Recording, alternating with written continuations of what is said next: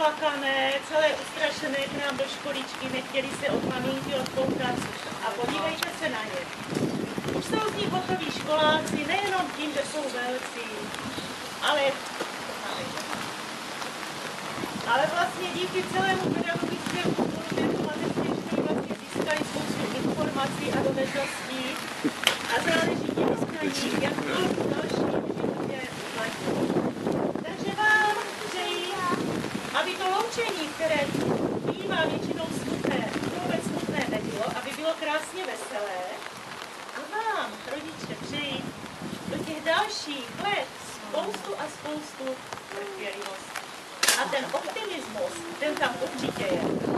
Takže předávám slovo školáčku. Budu něco říkat? Mučení. Letos, podzim, zima, v naší školce je to prima. Co už všechno umíme, celý den se učíme. No, jen aby to bylo.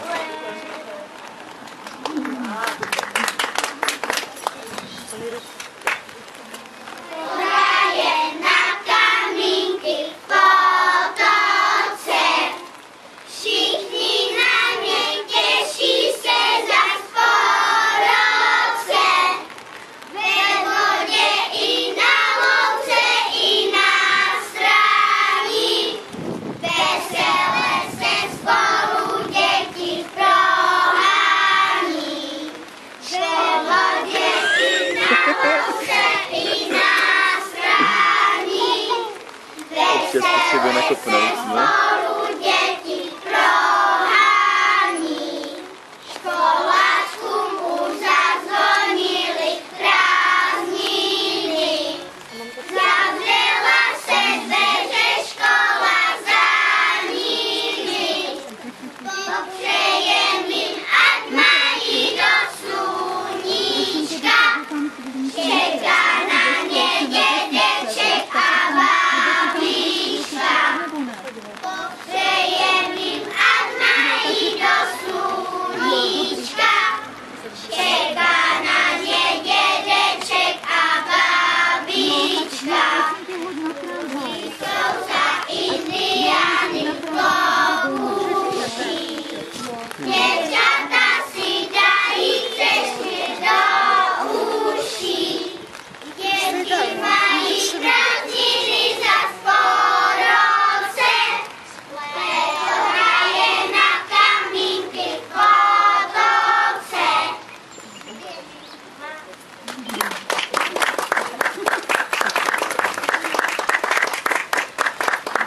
Pěkný.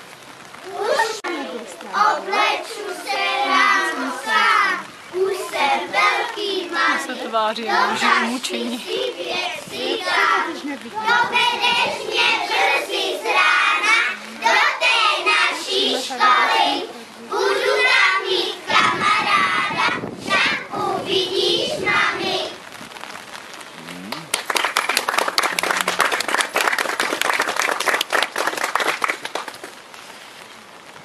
Když na louce kvetou kopretiny, těšíme se všichni na prázdniny. Za chvílečku tady budou zas. Milé děti, nastane mám krásný čas. Jej to bude paráda, dáme batoh na záda a na kole projedem Autě. skoro celou naší To budu zem. pouštět, teda v tom